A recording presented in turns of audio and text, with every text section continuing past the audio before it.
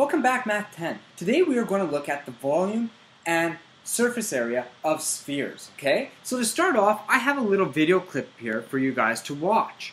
Let's take a look.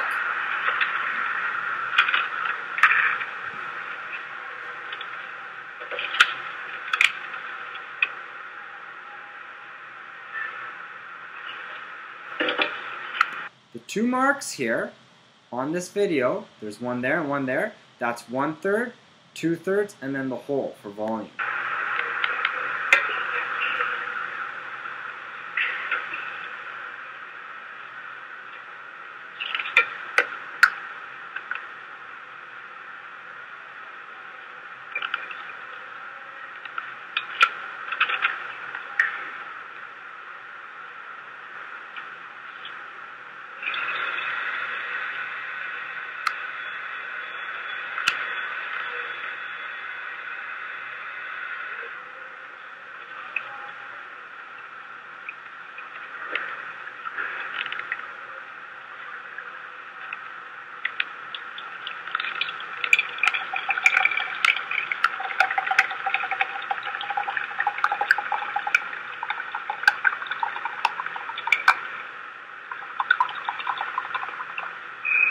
Now look how much the water took up of the thing. It's separated into thirds.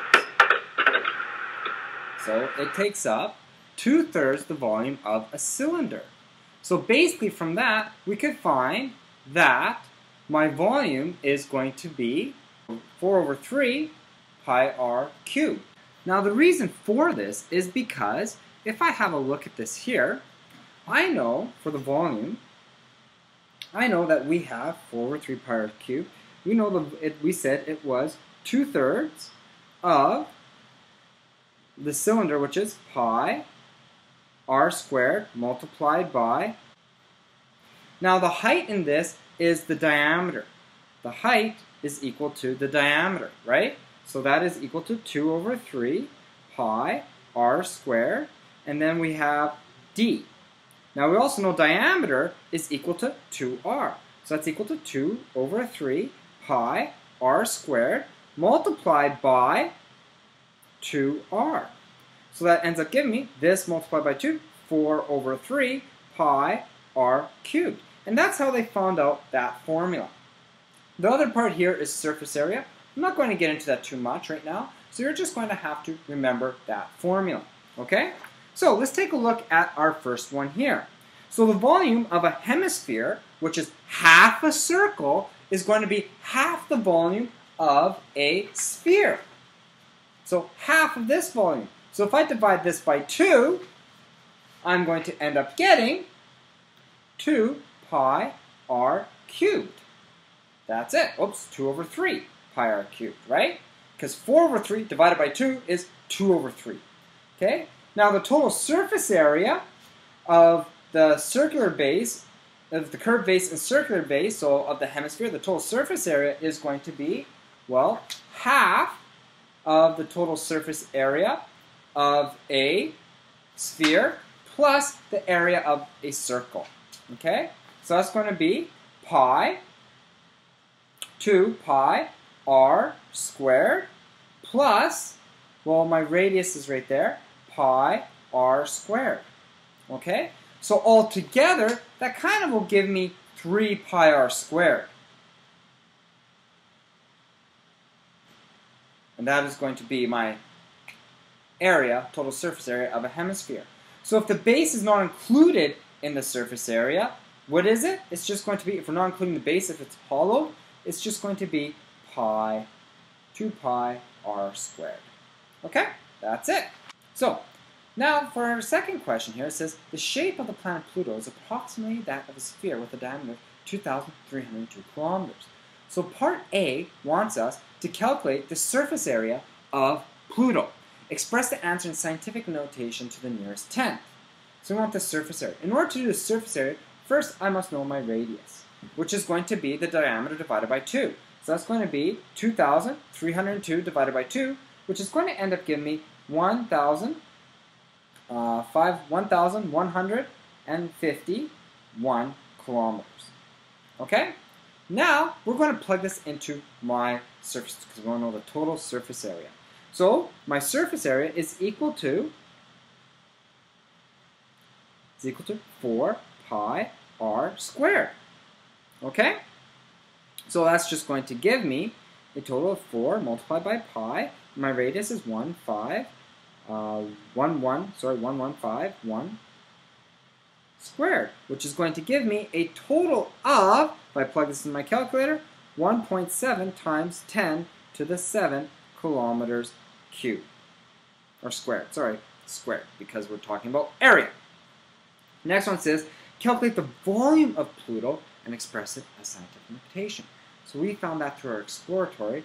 We know the volume of a sphere is equal to 4/4 of pi r cubed, right? So I'm going to continue this. What am I going to get? Well, we know my radius, so it's going to be 4/3 pi multiplied by 1151 cubed. Okay? I multiply this together, I'm going to get 6.4 times 10 to the 9 kilometers cubed is my volume. All right. So let's try my next one, class example number 3. Okay. Candy uses a rope to wrap the outer edge of the beach ball exactly once. She measures the distance of the rope wrapped around by stretching it all the way around using a ruler. Okay. She determines the length to be 108 centimeters. Determine the volume of the beach ball to the nearest tenth of a decimal place. So Candy was smart here. She was able to find what? By going around, she was able to find the circumference. So we know the circumference is equal to 108, right? And that is centimeters. Now we also know that circumference divided by pi will give us my diameter. Okay? So if we go 108 divided by pi, that's going to give me my diameter. Okay? So there we have my diameter is equal to that. Now that will give me my diameter. Now we want to find my radius. What is that? It's going to have to be half of whatever this number is. So I divide this by 2, so I must divide that by 2. 108 divided by 2 pi will give me my radius. So what is my radius going to be? My radius is going to be 54 over pi. It's equal to my radius. I'm just going to keep this in exact terms for now. You'll see why. Now, we want to find my volume. So volume is equal to 4/3 pi r cubed. So now we have to put this in. So I'm going to get 4/3, and we have pi, and then we're going to have 54 over pi cubed. Okay? So this is going to end up giving me, when we punch this into my calculator, 2172.6 centimeters cubed. And that is it. Okay? The reason is I left this at the end, because if this was cubed, I could just cancel off those. So it's really like going 54 cubed and pi squared. Okay? And then we multiply that. So let's take a look at class example 4. We have Dana and Dawn are constructing dome tents in the shape of hemispheres. Dana's tent has a diameter of 4 pi. So that's diameter, keyword, it's not radius, of 4 pi. And will have a base made of the same material. Dawn's tent also has a diameter of 4 pi in its diameter, but will not construct a base of the tent. Okay? So calculate in terms of pi how much material Dana needs. So let's take a look at this here. We know the total surface area of a full sphere is 4 pi r squared, right? So half a sphere is going to be 2 pi r squared. So is equal to 2 pi r squared. And then we have a circle on the bottom, which will give me a total of 3 pi r squared. Kind of like the formula we made earlier. Now, my radius is equal to half of the diameter, so that's going to be 2 pi right there. So I plug this in, we get 3 pi multiplied by pi, 2 pi squared. That should be squared, okay? So what we end up getting now is 4 multiplied by 3. I'll put this in better order here. So 3 pi multiplied by 4 pi squared. I just squared both of those, which ends up giving me 12. I'll write is down here, which ends up giving me 12 pi cubed, or 12 pi cubed. There we go. So that is my answer in terms of pi. It doesn't want us to multiply and pi. It's just 12 pi cubed. Okay? That's a great. Try and make it a little bit neater for you so you can tell that that there is a 3. Now we want to do it in terms of Don. So calculate pi in terms of pi, how much material Don needs. So his is half a sphere. So total surface area is 2 pi r squared, right? Now, the radius is 2 pi, so that's just 2 pi multiplied by 2 pi squared, which ends up giving me 8 pi cubed. Because that's going to be 4, which is 2 times 4 is 8, and then pi times pi squared is pi cubed. And that is going to be in centimeters squared. This is in, or I'm not sure what the diameter is, it's whatever units it is squared. Okay, so it's units squared. All right. So let's take a look at my next one here. So it says the volume of a basketball is 435 inches cubed. Determine the radius of the basketball to the nearest centimeter. Okay, so we know my volume is equal to 433.5 inches cubed. Okay, now I want to figure out what is the radius. So my formula is volume is equal to, a basketball is a perfect sphere, so we have 4 over 3 pi r cubed. Okay, so let's plug in what we know. We have 433.5 is equal to 4 over 3 pi r cubed. So I'm going to have to multiply this side by 3 and divide by 4. That will cancel off this, right? So I have to do the same here. 3 divided by 4. Okay? Then I'm going to divide by pi. So I must divide this by pi.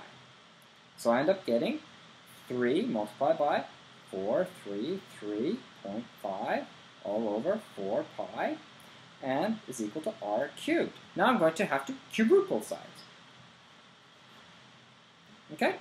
Now, when I plug that into my calculator, I am going to end up getting my radius is equal to 4.694 inches approximately. Okay? Now, I want to know what is this in centimeters. So I have it in inches, now I got to figure out in centimeters. So I have 4.964 and in inches, and I want to get rid of inches and I want it in centimeters. So there's 2.54 centimeters, if we look at our table, in 1 inch. So my inches will cancel off and we're left with centimeters. Okay? So that's going to give me approximately 11.92, which is equal to 12 centimeters. And that is my final answer. Okay? So hopefully you understood all this. Good luck as we work on this tomorrow as a class.